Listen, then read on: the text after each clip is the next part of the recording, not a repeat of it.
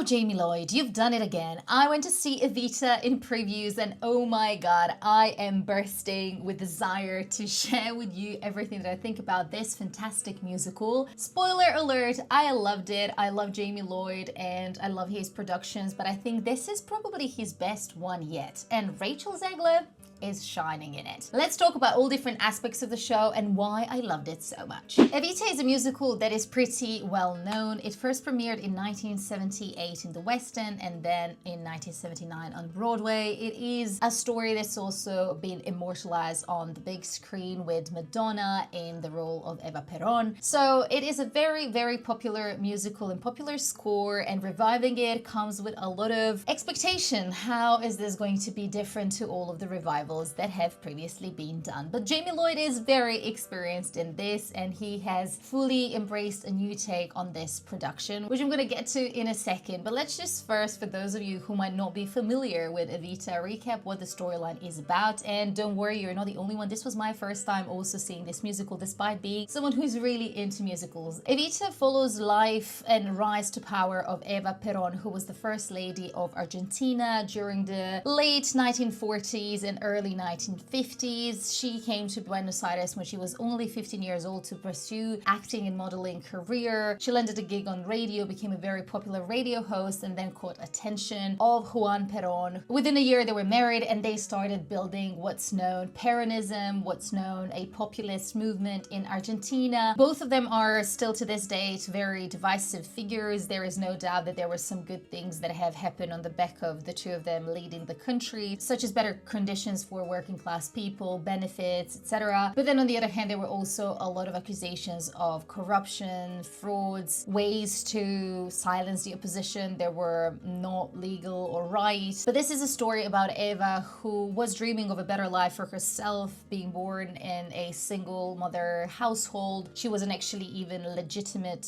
child of her father because they were not married. So she has known a lot of struggle growing up, and as soon as she was ready, she moved to Buenos Aires and wanted to start a new life, and her ambition really led her to be at the top of the country. Jamie Lloyd is one of the most acclaimed British, if not worldwide, theatre directors who has most recently won multiple awards on both sides of the pond for his production of Sunset Boulevard. You might know that his signature style is very minimalist, stripped down productions, sometimes with no costumes at all. A lot of the times he also uses filming to help convey certain messages. And while in Evita there is an element of it, it's definitely not anywhere near as for Sunset Boulevard, and it does not have the same way when it comes to conveying the message. And I know that some of the theater goers who have seen videos of Rachel Zegler at the balcony of the London Palladium were upset because they're not gonna get to hear Don't Cry For Me Argentina within the theater. However, this is a really magical moment for everyone inside and outside of the theater, bridging almost the gap between those who are inside and those who are outside, and it just delivers this number in the show with so much more meaning than if it was in the theater. I think that what Jamie Lloyd has done with that number is absolute genius, and I know that some theater goers who got the tickets were upset that they can't see this in the theater as it's the biggest number of the show, but trust me, it works really well. And also there are a couple of other instances when parts of this number are performed in the theater, so you will definitely hear those words, Don't Cry For Me Argentina, in the theater as well, and see Rachel Zegler perform. Also, it's worth noting that the first version of this production of Evita was put on at Regent's Park Open Air Theatre during summer of 2019. I would say that this is still considered a more minimalist style of a production because the set doesn't really change. There are just stairs, and at the back there is the sign Evita. There are definitely more costumes compared to some other Jamie Lloyd productions, and there isn't a lot of camera work. So for anyone who dislikes that as a tool in the theater, you'd be pleased to know that. But I think generally it still has a lot of those signature Jamie Lloyd moments, but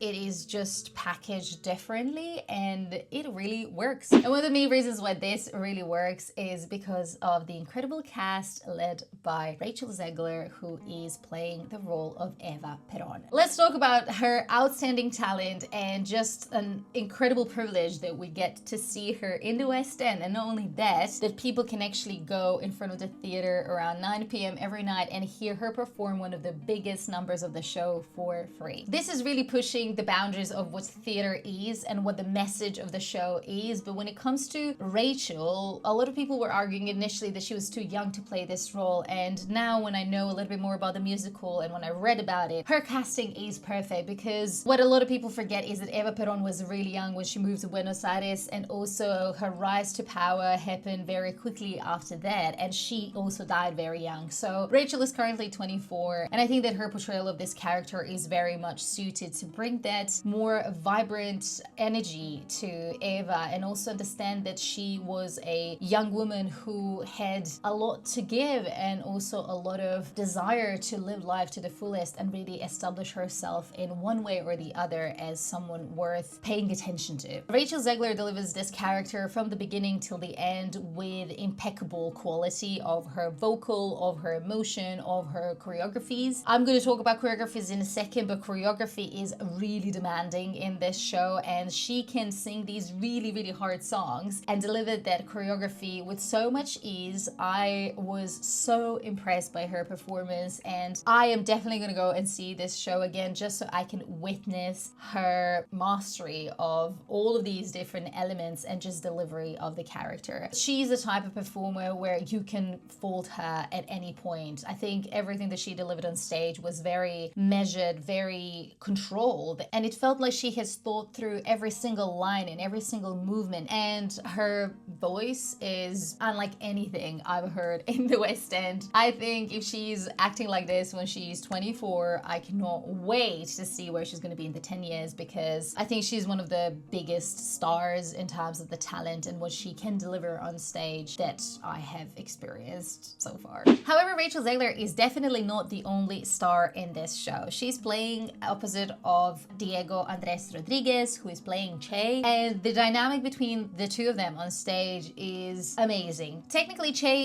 is the narrator of the musical, and he offers a very critical opinion or perspective on Eva's life. But the way that Eva and Che interact in Jamie Lloyd's version is that they are constantly fighting for the mic. They are standing in each other's way, or Che is a lot of the time standing in Eva's way and reminding her where she came from and what are the ways that she got to the position that she is at. And sometimes it feels that he is Eva's version of the picture of Dorian Gray. Like, he gets more sinister and meaner to her as the show progresses, as she rises to power all the way until she dies. And the two of them dance a lot together, sing a lot together, and the chemistry and the energy that both of them bring to the show is keeping the energy of the show up. Also, vocally really complement each other. So I think that Diego Andrés Rodriguez has done an amazing job. The way that he looks on stage and sounds is a bit more of a rocker. He is a punk and a little bit of a rebel, and he is the character that kind of grounds the audience rather than letting us be all, you know, in love with Eva Perón. He's more like, no, like, listen to me, this is not good stuff, and this is what actually happens. So in this production, the cast and ensemble members are actually the glue that holds the show together, because there is no set as such apart from those stairs, and there is a lot of back and forth between Eva and Che. The cast actually unites them and makes the stage full, and another thing that really helps with this is choreography, and this is really where both the cast and the choreographer excel. Fabian Aloise is the person who is behind choreography, and if he does not win an Olivier for this, I don't know who will. I have never seen choreography delivered in such way that tells the story, and in this musical there are a lot of different influences to the actual music and the score, and it is very fast, and because there isn't a lot on stage in terms of the set, these dynamic elements and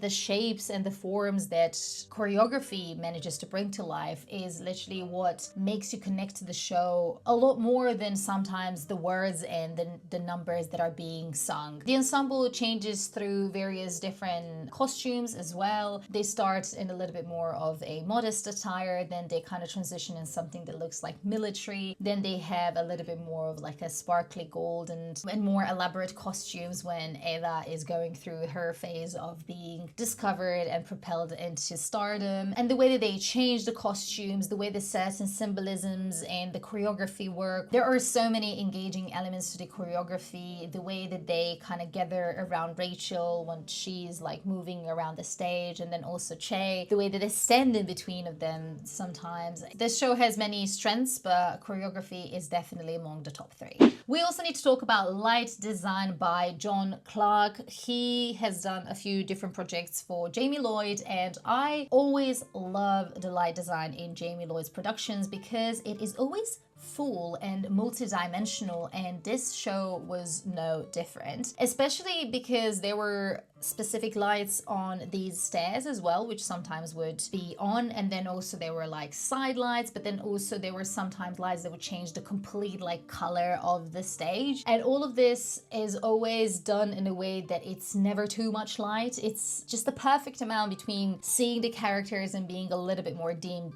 depending obviously on the numbers. There were some numbers that were also very glitzy and dynamic, so in this light design you could see everything. And it was also interesting because the musicians were also on stage, and they were in this light that you can kind of just see their silhouettes, but you can't actually make sense of where they are. Like, it didn't look distracting, but they were on stage for this whole time. And I think that this light design is really adding that additional layer to the story, which in my opinion is what Jamie Lloyd productions are about. Maybe they do have this like stripped back set, but they definitely boost these other elements to add that multi-dimensional feel to the show and really help you experience it in a different way. And I think this is why they all feel similar and also unique at the same time. It is his signature delivery, but like, I think we just need to honor what is really good about this and what is really innovative when it comes to these productions. And I do think that light design is one of those things. One more thing to mention about this show is that I did not know that I'm going to get addicted to the soundtrack so much. Andrew Lloyd Webber and Tim Rice are the masterminds behind this musical, and we all know that Andrew Lloyd Webber has had many successful musicals, and this one is another established classic for a reason. It is so fun, it is vibrant, it is very energetic, it switches the melodies very quickly, and it just allows the creatives who are developing this show and vocalists and everyone who is involved to really excel in showcasing their craft. Rachel Zegler, I don't know how she manages to go through this entire show with so much ease, because it is a very at times hectic score, but it just adds to the beauty of the story, and it introduces all these different influences of the sound, which sometimes are more Latin sounds, sometimes they're more rocky sounds, sometimes they're like a really heartfelt ballad that just makes everyone sob in the audience. So overall, I really enjoyed the music of this show, which for me, because I hadn't seen Evita before, was a really big surprise. I've been listening to the soundtrack ever since I came back from that show, and I cannot wait to go and see the show again and feel it even more, because it is a musical that has a lot of words and a lot of different elements to it, and sometimes they're also singing or saying words in Spanish. So I think that if you know the soundtrack or if you've heard some of the numbers before, it would be a little bit easier to follow. It's definitely, I think, fairly straightforward to follow in terms of what happens, but I think that it's always the more you know about a story and the more you can pick up on those subtle lyrics and messages within the show, then you can really resonate with it a bit more. Tim Rice is the person who is behind the lyrics, and I think that there are like many numbers besides Don't Cry For Me Argentina in this musical that I really enjoyed. Buenos Aires was one of my favorite numbers. I'd Be Surprisingly Good For You as well. A New Argentina, oh my god, that number in terms of choreography and just the way that the first act ended was very fun. I really loved, obviously, Don't Cry For Me Argentina, and as mentioned, there were like a couple of other instances where parts of this number were performed, so it was also really at times heartbreaking seeing this being delivered on stage. And You Must Love Me is one of the saddest songs in the show, and I think it got everyone crying because it is a very emotional, especially when you follow the character for the past 2 hours and you're seeing them break down in front of you, and how actually the core of what Eva wanted is to be loved and appreciated and accepted. I think that one of the main reasons why I resonated with the score so much is the delivery of music by the amazing orchestra who is on stage for the whole duration of the performance, and they do an incredible job with just blending in with the cast and truly helping audiences feel that emotion with the music that they are playing. It is a beautiful score, but a very challenging, and there were some times when a lot is happening on stage, and just when you realize how much the orchestra and the cast need to coordinate together, it is truly an amazing moment that you get to see them all on stage and really enjoy the magic that they're making together. I in particular like the fact that when Don't Cry For Me Argentina is performed outside of the auditorium, we got to really be one-on-one with the orchestra and hear the music live, and that was really special. I have shared a lot of high praise for this musical because I do think it's definitely worth seeing if you are into Rachel Zegler or this musical. It is the event of the summer, so don't miss out on seeing it. I think that there is plenty to enjoy about this musical, as mentioned, from light design and choreography to amazing stars who are delivering this show. And also there are some cheaper tickets for people under 30 or for students. So make sure to get your tickets before the beginning of September, because that is when the show closes. If you're interested in any other Jamie Lloyd shows that I have reviewed in past, then make sure to check out this video and this video.